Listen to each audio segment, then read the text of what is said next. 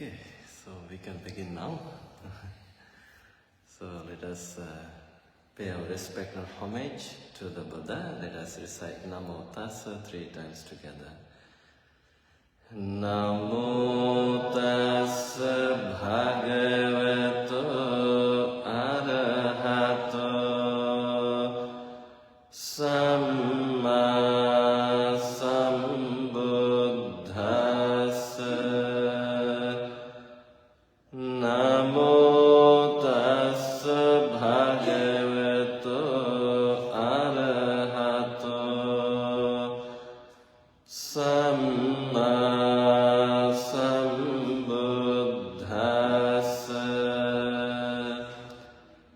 Namo Tassa Bhagavato Arahato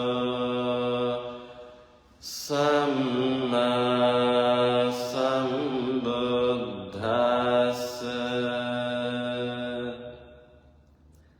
I pay my respect and homage to him, the Blessed One, the Worthy One, the fully enlightened Buddha.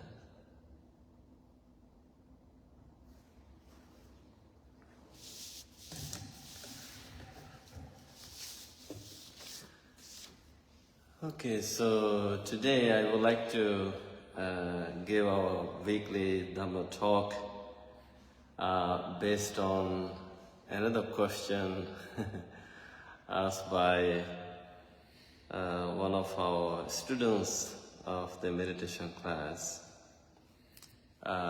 She actually asked me this question in a private message, and then I said this would be a good Dhamma talk. So, but she's not here today. Maybe she is just watching us online. So this is regarding narcissism. So how do you deal with narcissistic person? Can we be kindful to narcissistic people? So what do you think? I think in our life, we sometimes happen to deal with difficult people. Actually, the Buddha did not use the modern psychological term narcissism. Maybe during that time, they did not have such category of people, but maybe they had some difficult people. So Buddha actually spoke often about the dangers of conceit, called mana, conceit, and self-centeredness, that is atta sanya.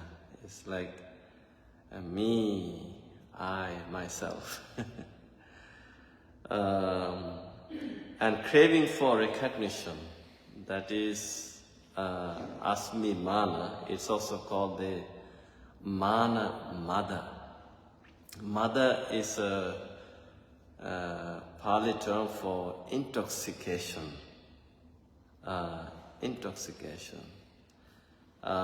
So if people get intoxicated with this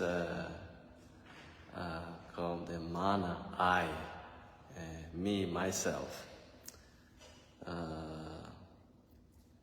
So these are the qualities very close to what we now call narcissism or narcissism, right? So it's a self-centeredness, selfishness, it's a conceit, always measuring, I'm better than you, I'm greater than you, I am more powerful than you, I'm richer than you, I'm more beautiful than you. And then it's always about me, and always craving for the recognition, validation, and then it's always the selfishness. So, how the Buddha would view narcissism? This is something that I would like to talk about. So narcissistic person is strongly attached to I, me, mine. The very sense of self the Buddha taught is an illusion. So I think that's the very reason why Buddha said anatta. One of the three marks of existence is called anatta. There are three: anicca, dukkha, anatta. So how people see themselves as like me, and the Buddha said there's no such a thing called I, me, myself. It's based on delusion. And then the narcissistic people crave admiration and validation. They always want to be admired, and they always want the validity that what I'm doing, I want you to give me feedback that I'm the best in everything. So that is what we call tanha, craving, desiring such validation and admiration. And narcissistic people may lack the sympathy because their minds are clouded by delusion and conceit. So delusion is called moha. So their mind is deluded, their mind is clouded with this moha, delusion, and the mana, conceit. And such traits keep them trapped in cycles of dissatisfaction, suffering, pain, because no amount of praise and control can satisfy the endless craving of ego. So then I think even during the time of the Buddha happened to deal with such people. I said if we analyze some stories, the biggest, the narcissist was the Mara, the evil one, the Satan. Like when Buddha was about to become enlightened, how this Mara came forward and tried his best to obstruct him and stop him from becoming the Buddha enlightened. And the Mara claimed to be the most powerful evil person who controls everything. And the Mara wants people to be under his control.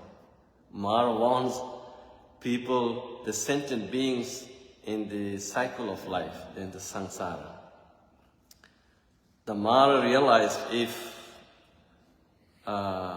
Siddhartha, the Buddha, becomes enlightened, he's going to liberate sentient beings from the cycle of life.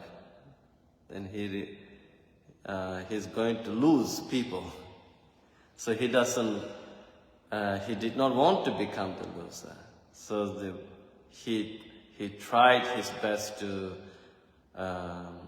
obstruct the Buddha.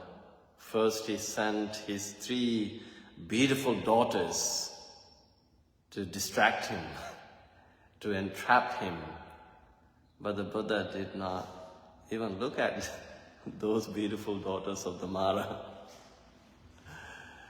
And then these beautiful daughters came back and reported to the Mara, their father, said, "Dad, we danced and danced and danced to distract him, entrap him.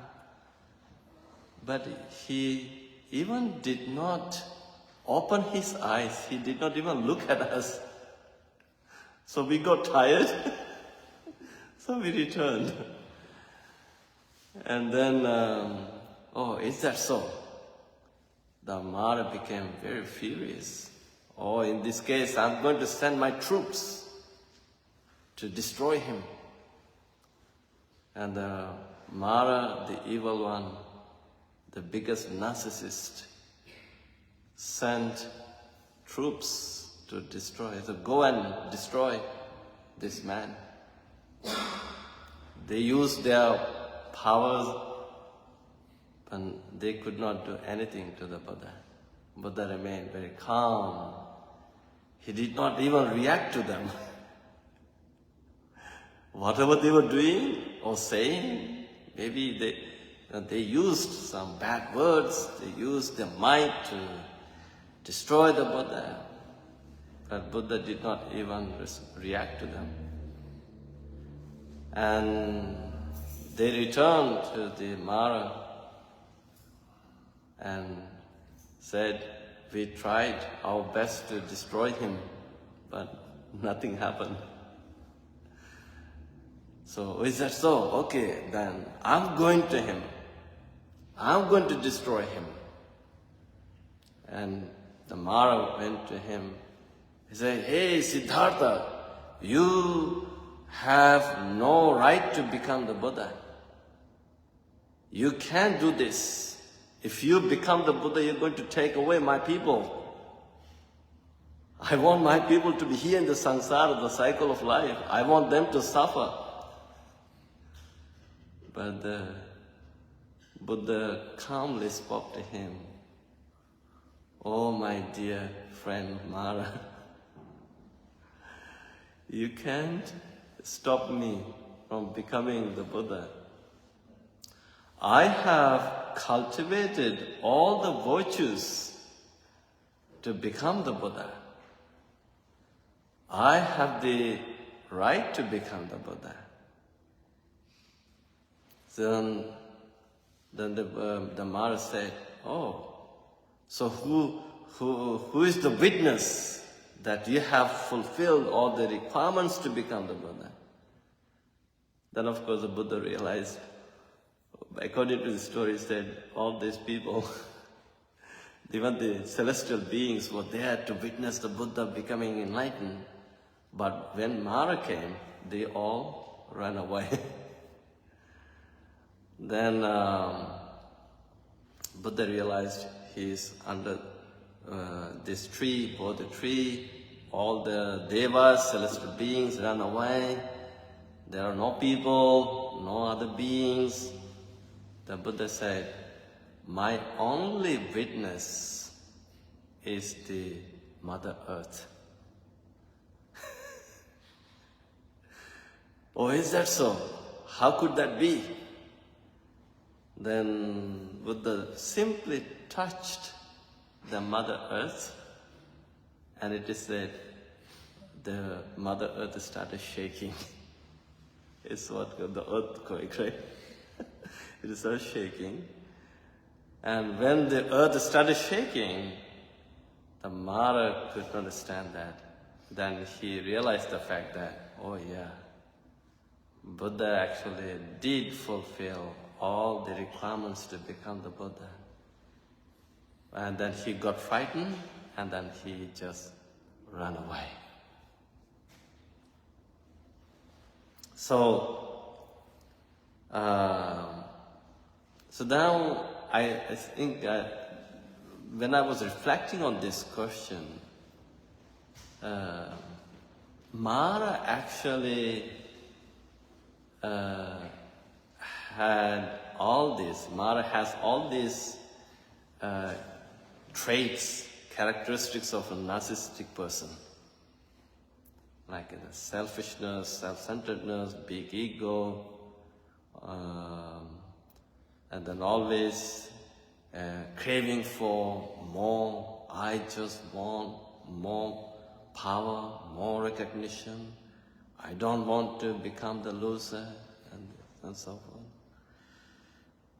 So the Buddha, I said, that could be your characteristic, but I have removed those qualities, negative qualities. I am not the Mara, that's why I call the Buddha. So, the Buddha frequently taught his disciples and the kings and the people how to deal with difficult people. And so I think in our society, in our day-to-day life, we always encounter such people. Sometimes we happen to live with them. Sometimes it could be the partner, it could be the friend, it could be anyone. So I don't want to analyze all this, how they inherited these narcissistic the traits, or how they developed them, but maybe we can talk about such things later on. But if you are interested in knowing why a person is behaving like that, I would like you to read the Buddhist Jataka stories. You know the Jataka tales? So the thing, the reality about the Jataka story is, let's say Mini is behaving a certain way, and then some of you are complaining to me, "Oh, Bhante, when we entered the meditation hall, Mini treated us like this. She was not kind to me, to us." But Mini is not like, Mini is very kind, by the way. And but then you're complaining. Then I said, "Oh, is that so? Okay, why don't you call Mini to come here? Now all of you are here. Oh, Mini, is that true that you behave like this?" Then, "Yes, Bhante, you can, because you cannot lie to me." Right? "Yes, Bhante, I did." Then I would tell all of you, "Oh, you know what? Mini is behaving like this in this lifetime. Not only in this lifetime, but also in the past life. One of the past lives, she behaved the same way." So then the Buddha would tell that story in the past life. And then he would relate that past experience, personality to the current personality. Why Mini is behaving like that. Now so there are 551 such stories. Maybe when you have some time and you can read them. Those are pure psychological, you know. I think that's why modern psychologists fell in love with such stories, Buddhist stories, because this is pure psychological. So if a person is behaving in a difficult way or treating you in a very difficult way, how do you deal with them? So I would like to highlight 5 steps how to deal with such difficult people in your life. The very first step, protect your own mind. So, how do you protect your own mind? So there is a teaching. It says, this is found in one of the discourses of the Buddha, the Majjhima Nikaya, the middle length discourses. It's called Kakachu Pama Sutta. And says, even if bandits were to cut your limb from limb, let your mind remain filled with loving kindness. Now, can you do that? Is it possible? When somebody keeps yelling at you, abusing you, harassing you all the time,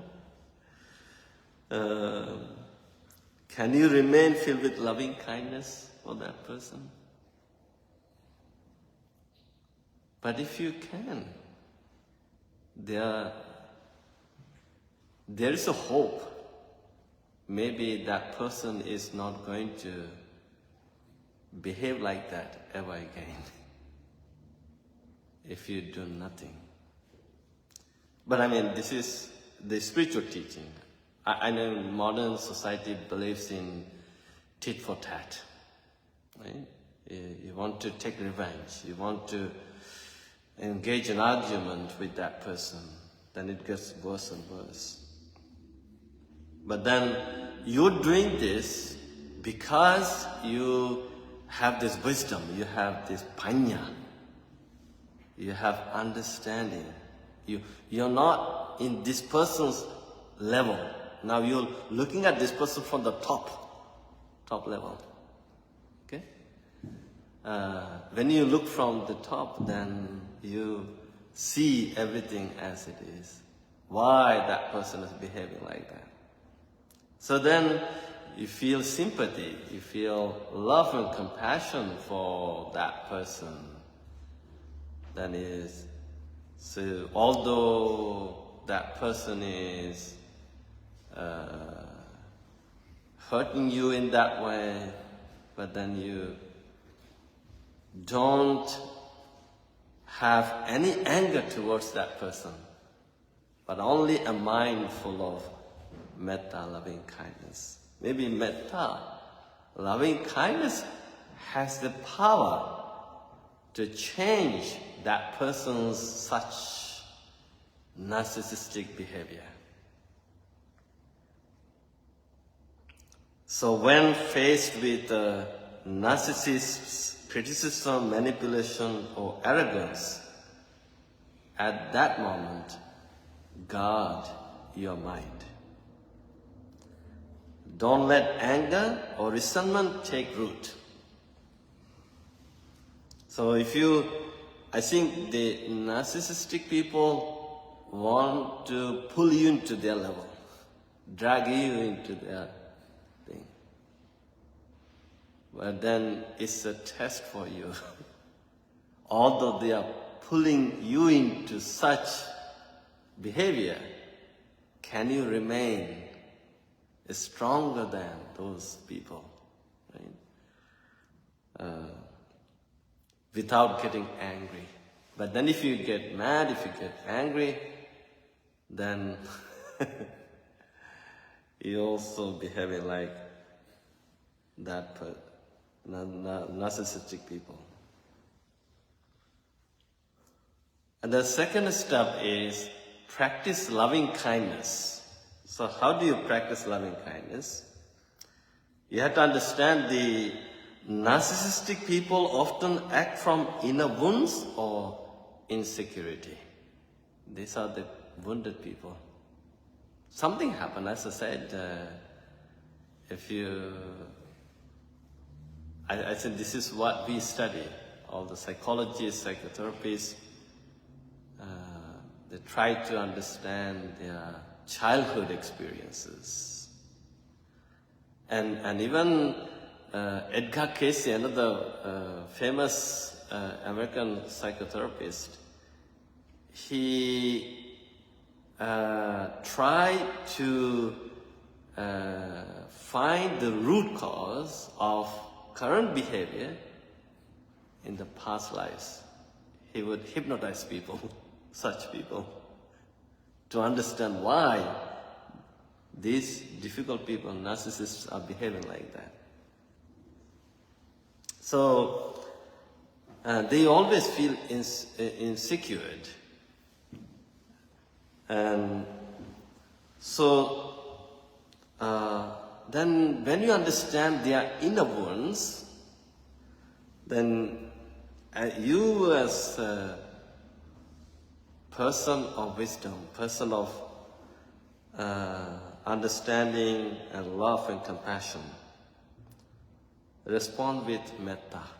So silently wishing them peace. If you know that they are behaving like that in a very terrible way, then you understand their suffering, and then you wish them peace. Maybe may you be free from such pain and suffering. May you find freedom. May you gain wisdom.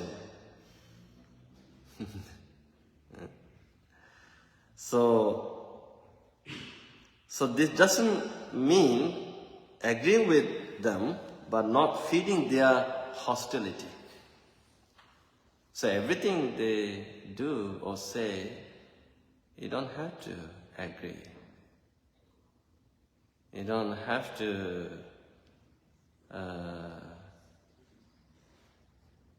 internalize what they are saying, what they are doing. You don't have to feed yourself with hostility and anger. And you simply release them. You just respond to them. You just mentally wish them, may you be free from such pain, suffering, insecurity, such hostility, such negative behaviors.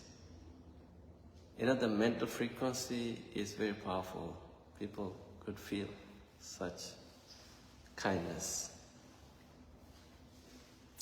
And then the third step, use patience and equanimity. Patience and equanimity. So the patience, we call it khanti, Khanti, khanti, patience, tolerance. So patience is the highest ascetic practice. Khanti paramang tapotitika. So then, in day-to-day life, as householders, as people living in the society, social beings, see whether you can be like a monk, think like a monk, do like a monk.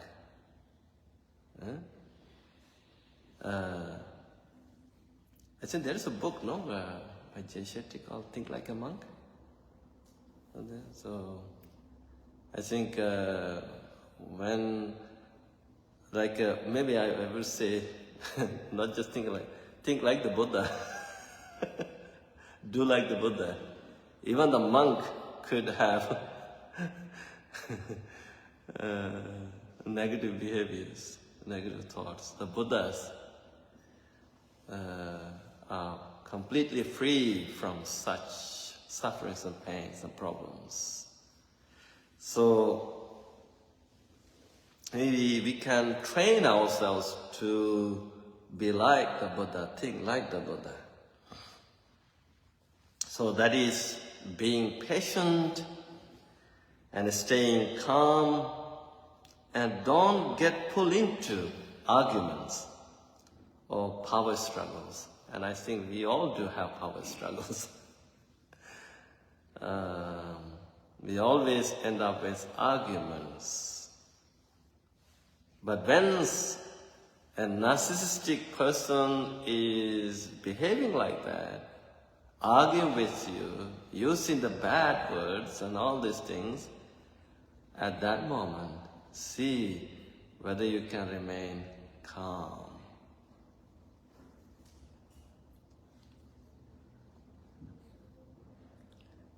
And then equanimity helps you see their behavior without taking it personally. We need to develop upekkha, equanimity. Now, that is the non-reactive mind, a balanced mind. You're not emotionally reacting to these people. You remain equanimous. You have a balanced mind. Maybe you can say, although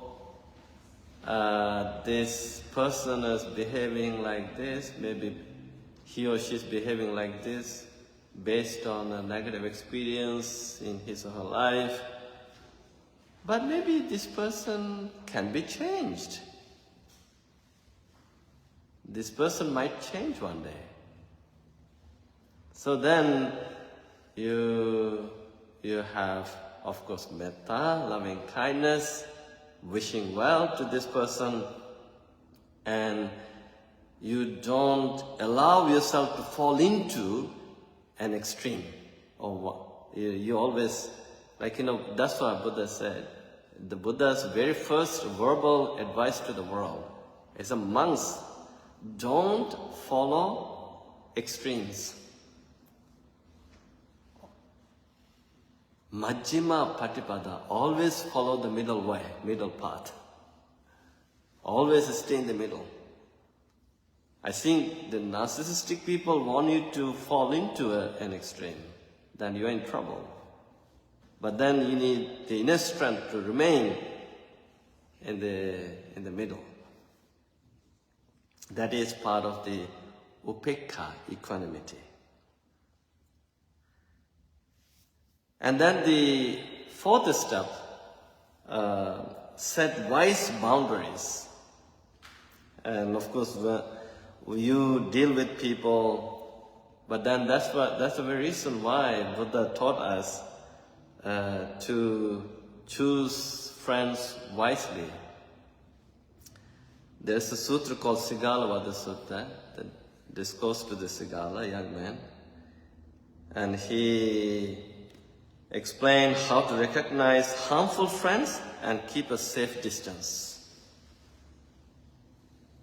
I think, how do you get to know them? Whether they are, I think people have a habit of hiding their own true self, their own personality. They don't want to tell you what happened to them in their life. I think even today, people start dating to get to know them. But even after dating a person for many years, then guess what? After tying the knot, they spend a lot of money having the big wedding ceremony. After a couple of days, weeks, and months, what happens? They get into fight. They get into know their true self, how they behave, how they treat you. So then, but then you need to be very wise to have wise friends. But then if once you get to know that, okay, I have these friends, these people, but then you can keep a safe distance. Okay? And if a narcissistic person is toxic, you can limit your involvement with them compassionately but firmly. So you don't have to get involved with everything they do. Okay, that's it. Here's the boundary. Here's the boundary. So you have the power to set the boundary. Because you don't want to be toxic like them. you need to love you. So that's the very reason why I'm also teaching this kindfulness. Like, you need to be very kind to yourself. But unfortunately, I think we had to deal with toxic people at work, in the society, and at home. But then you have the power to limit your involvement with them.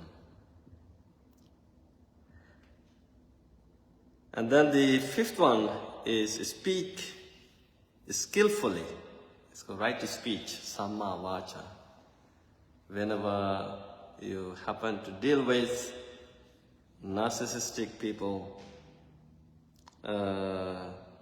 you need to come up with a wise communication skill. So, when you have to communicate, do it with truthfulness, gentleness, and purpose. So, like how Buddha spoke to the Mara. Right? Buddha spoke to the Mara with truthfulness, gentleness, with purpose. So maybe we can try doing the same thing. Sometimes silence is better than confrontation if the person cannot listen. But if you choose to engage in this confrontation, that might get worse and worse. Sometimes you have to remain silent and remind yourself silence is much better than confrontation. So this is also part of mindfulness. So then I would like to share with you this practical Buddha's dealing steps in addition to those 5. First is recognize, see the narcissistic traits as forms of delusion and craving, not as the person's true essence. Maybe that person, maybe he's not or she's not like that, but then it's the upbringing that made them to become like that, because they are deluded, they're craving for recognition and validation. And then they protect, guard your own mind with mindfulness, don't absorb their negativity whenever that happens. And then respond, radiate metta and compassion without expecting them to change. You know how sometimes you expect them to change, but don't expect that. But as a good human being, just wish them goodwill. May you be well, may you be happy, may you be peaceful, may you be free. So you just keep wishing metta to such people. Then restrain. Avoid feeding their ego with unnecessary praise or conflict.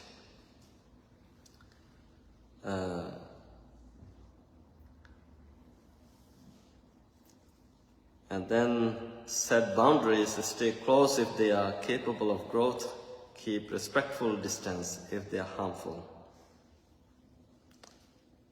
And then reflect, remember anatta, no self. Like their ego clinging is a human weakness we all share to some degree.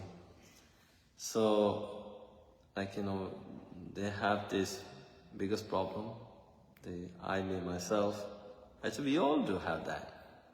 I, me, myself. So then we should be flexible and be kind to them. And then liberate. Use the encounter as a training in patience, compassion, and equanimity. Turning the challenge into your own practice path. So whenever we meet such people, it would be maybe you can think like this. Maybe maybe you can be grateful to this person. Maybe this narcissistic person is my teacher who is trying to teach me cultivate patience. I think Dalai Lama always thinks like that. Whenever, I mean, I don't want to talk about the global politics, but then he says, I think one time the journalist asked him a question about his enemy who are trying to destroy him, or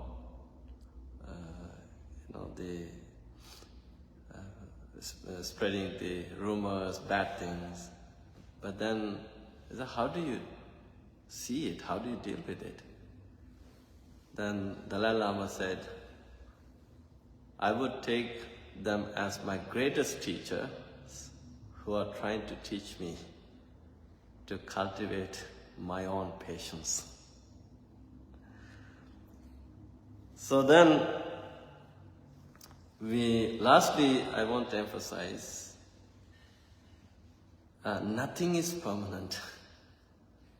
Although a person could have such narcissistic behaviors, difficult behaviors, that person, in Dhamma that we practice, they said, we are practicing Dhamma to minimize those negativities.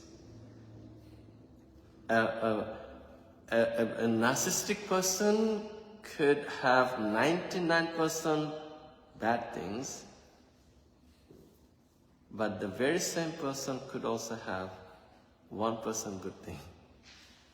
Can we recognize that? And if we can, then I believe it would help that person to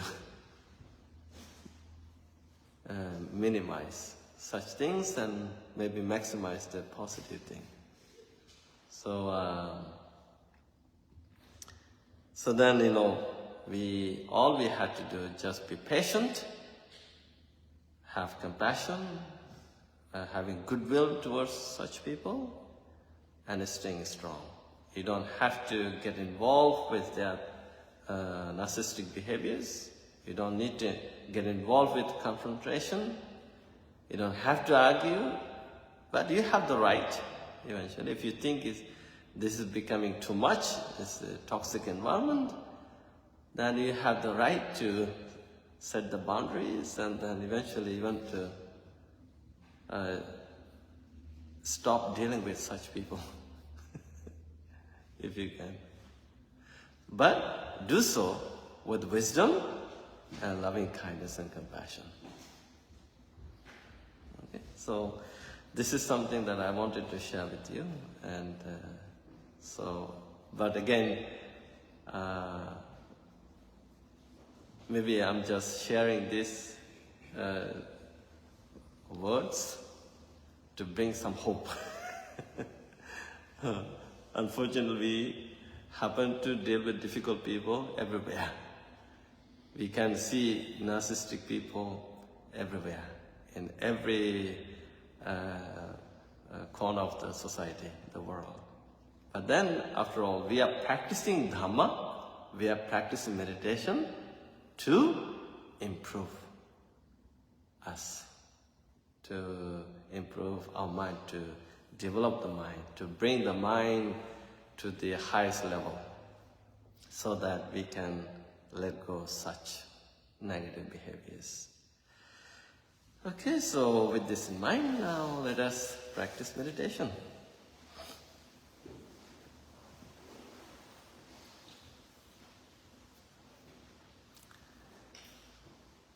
Okay, so I would like all of you to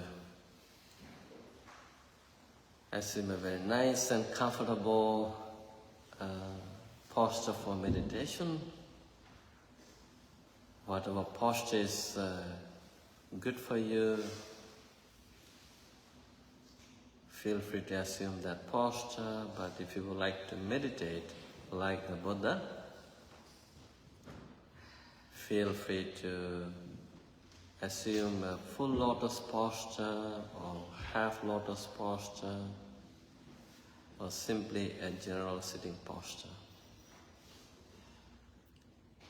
You may rest your hands on your lap, the right hand on the left one.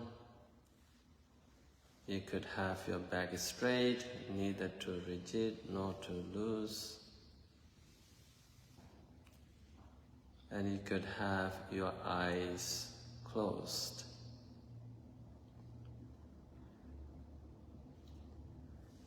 Now, you can give a very kindful invitation to your mind. Come to the present. Simply unplug your mind from the past, from the future, from everything you have been doing all day today.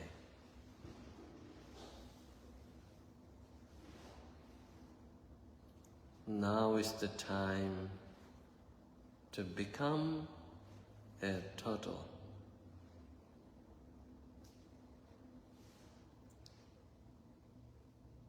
Go inside your own heart shell for your own safety.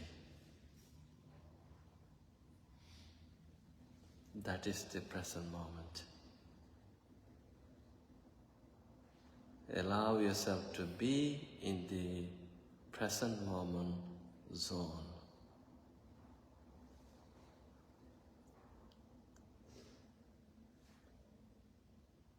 As you remain in the present moment zone, take a deep breath and let your whole body relax.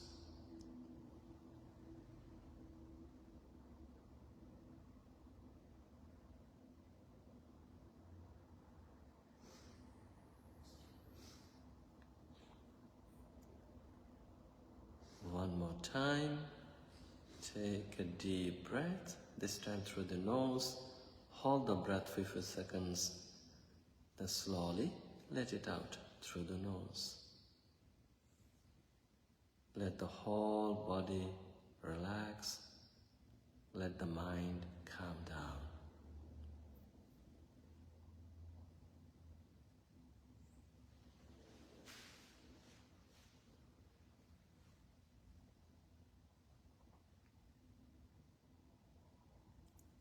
Now, kindly remind yourself, I am practicing meditation not only to relax the body, to calm the mind, but also to experience inner peace and inner happiness through the present moment awareness.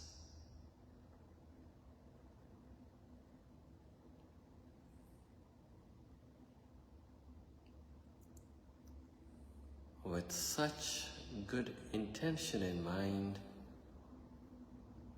now see whether you can be grateful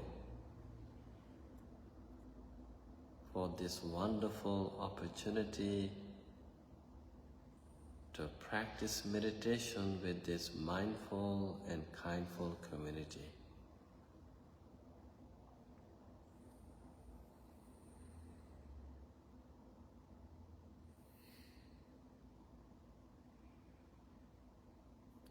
If you're feeling grateful, let your mind and heart become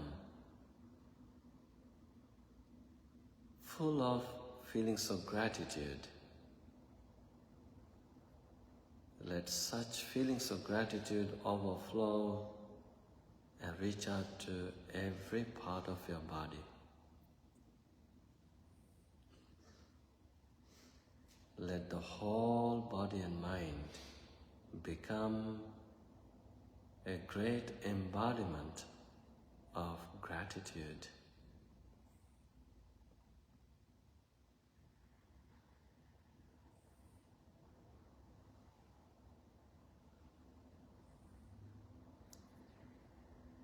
Now make a determination, no matter what happens, I'm going to go from moment to moment consciously, on purpose, and I'm going to meditate like the Buddha.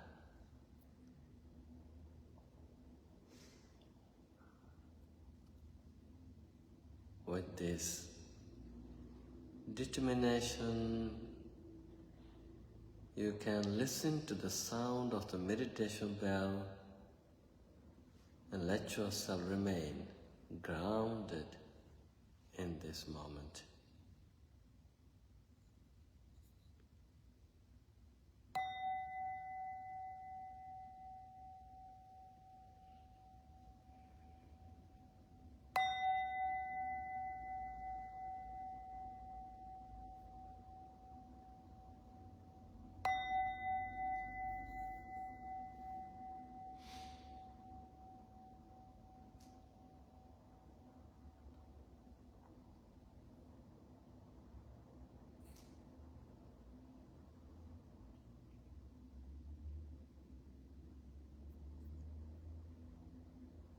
Now slowly and gently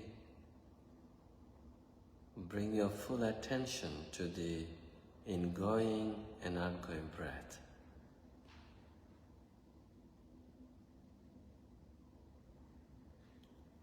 Keeping your mind in between the nose tip and upper lip, let the mind watch and feel the breath going in, going out.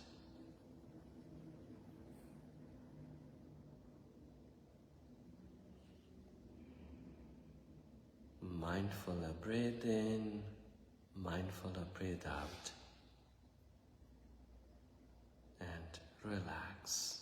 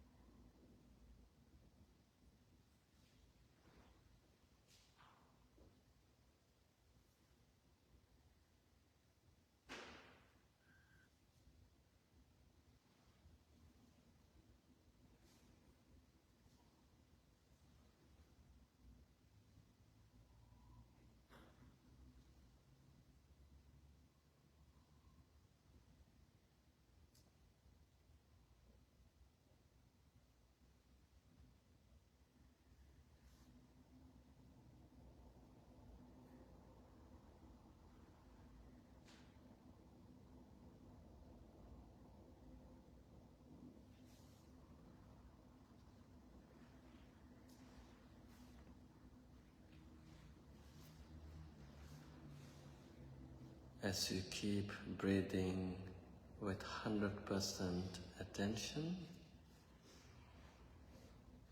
at the same time, allow yourself to go slowly, just like the turtle that keeps walking slowly and steadily. In the same way, allow yourself to breathe in and out slowly with 100% attention. And relax.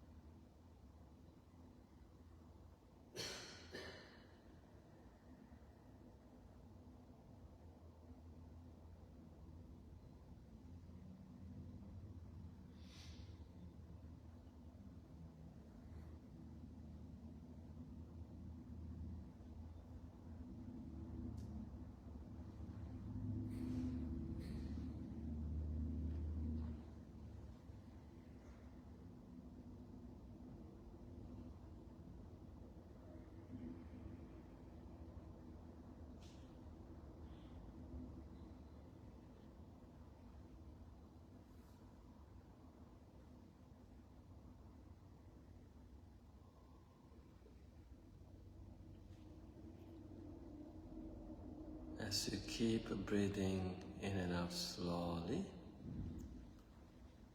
at the same time see whether you can breathe in and out with 100% silence.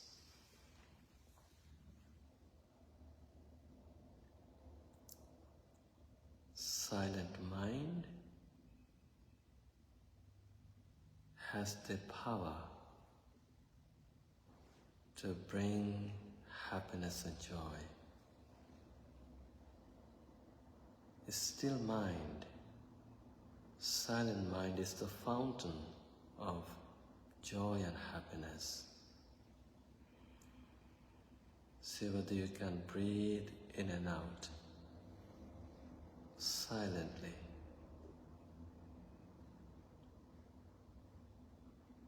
And relax.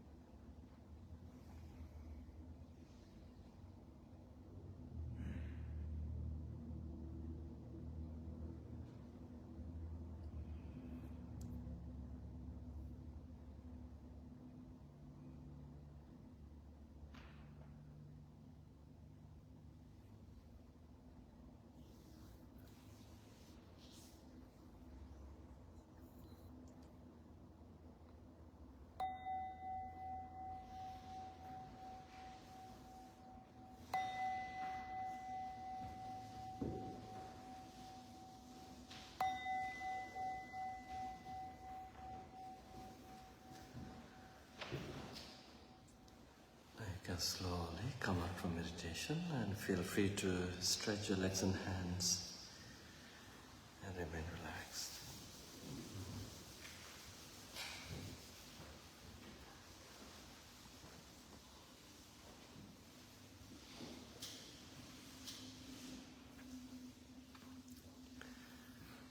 Okay, so I would like to do a brief blessing chanting.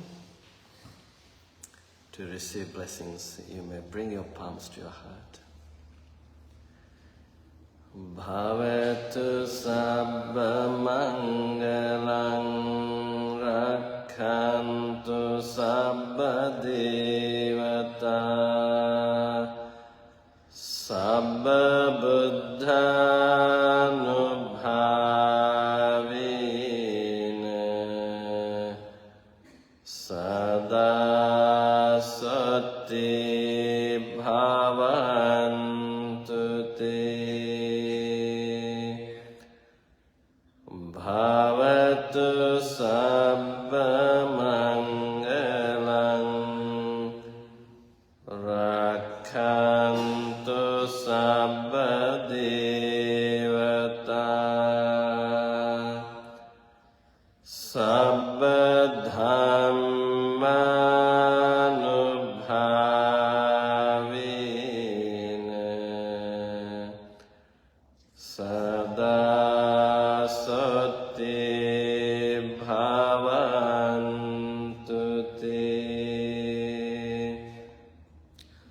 Bhavatu sabba mangalang rakhantu sabba devata sabba sanghanubhavina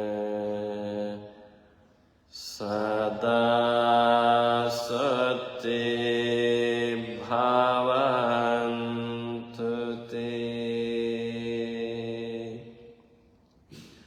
By the power of the meditation, by the power of the Noble Triple Gem, the Buddha, the Dhamma, and the Sangha, may you all be well, happy and peaceful. May you all be free from all sufferings and pains. May no harm come to you. May no difficulties come to you. May no problems come to you. Finally, may you all experience the happiness, the bliss of Nibbana. Sadhu, sadhu, sadhu.